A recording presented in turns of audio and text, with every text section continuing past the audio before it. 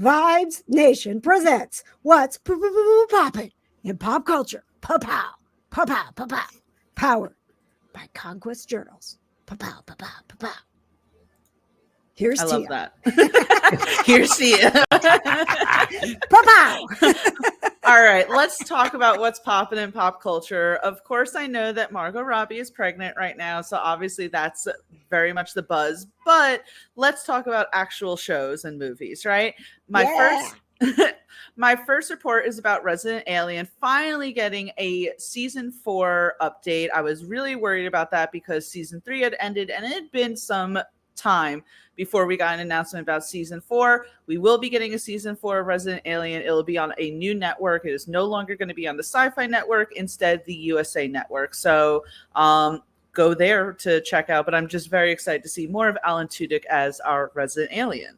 Oh my gosh. Can I just say, I fully support that because I was like, why are we being nervous about this?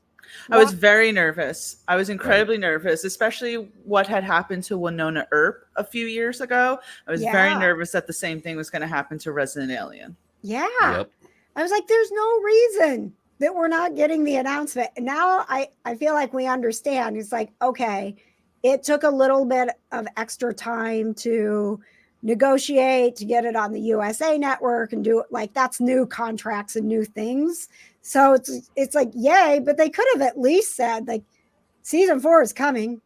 Just stand by. They just make us nervous, but ultimately in the end, it is good. Sci-Fi does have good stuff, but their budget is definitely lower than a network like USA, and also a USA Network will be able to reach a lot more people. And I saw something that USA is hoping to get back into the original series game. So, really? Yep. Mm-hmm. Well, they're definitely going to need something for Monday night, since Monday Night Raw is going to be moving to Netflix in 2025. Oh, that's right. So, yeah. Did I see you talk about USA Network?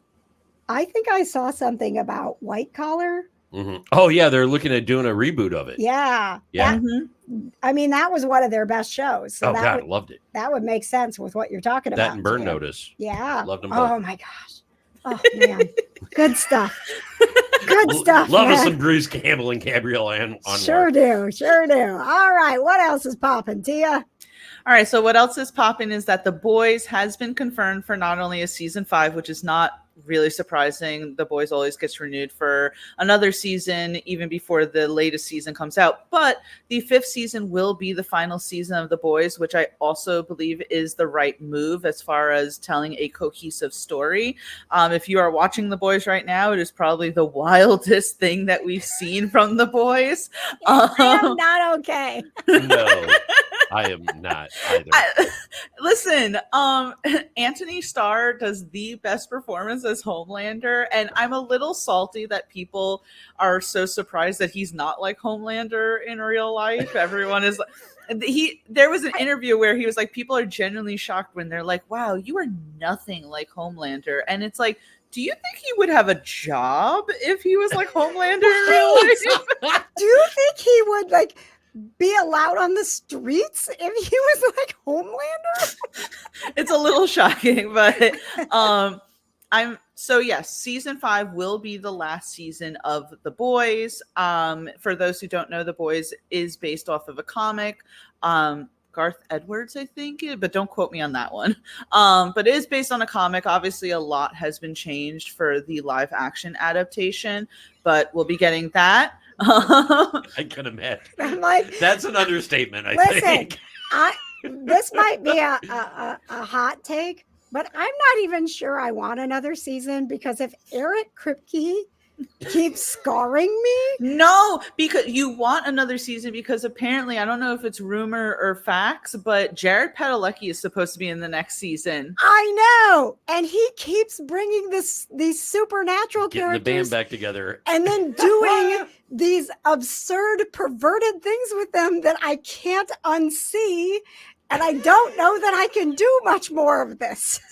Listen, it would also be the perfect timing because Walker, I think, was just canceled from the CW, which essentially is like the first time Jared Padalecki won't be on a CW show. So he has time, and he come to The Boys, please.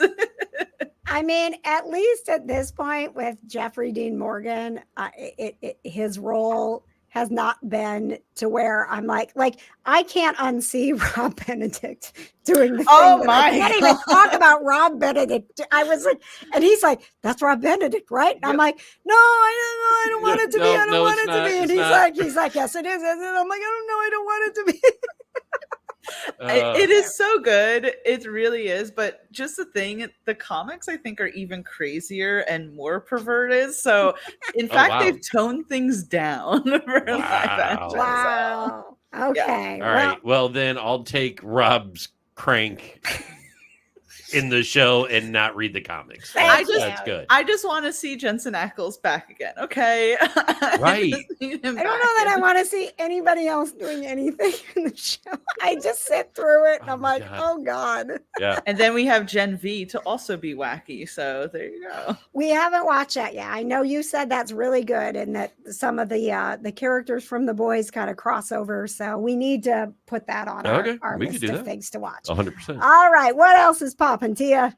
So our final story of the night is that Beverly Hills Cops Axel F tops Netflix movies chart with 41 million views in debut, which is really cool that movies get a chance to have more love on the streaming platform, since it seems like not everyone is going to the movies or people aren't appreciating it. So, I mean, Beverly Hills Cops Axel F is doing pretty good on Netflix, as you can see. You know, Patches and I haven't really talked about this since we watched it. Yeah. So I don't really know his thoughts. We had a good time. I know he enjoyed it. What I really appreciated about it is that they did not try to bring this into the current times.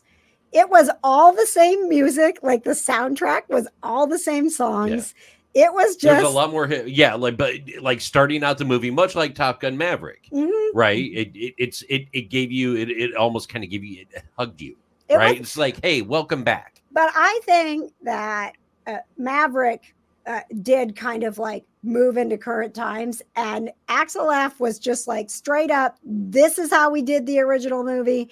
This is how we're doing it now. There's a bad guy, there's a crew, and we're gonna wreck a lot of cars and blow a lot of stuff up. Yeah. It wasn't revolutionized at all. It was here we are, same stuff. Yep. 2024. Have a nice day. Make it up for that one movie that wasn't the best. Yeah. So here we are. And you know what? Rebecca is saying, ooh, that makes me want to watch it more. Yes, I'll tell you, if you loved the originals, it is such a tribute. Well, you know what? I've got Mark Pellegrino here from Supernatural. God, please don't ever be in The Boys. I can't handle Mark be in Pellegrino The Boys. Be in The Boys. Perverted in The Boys.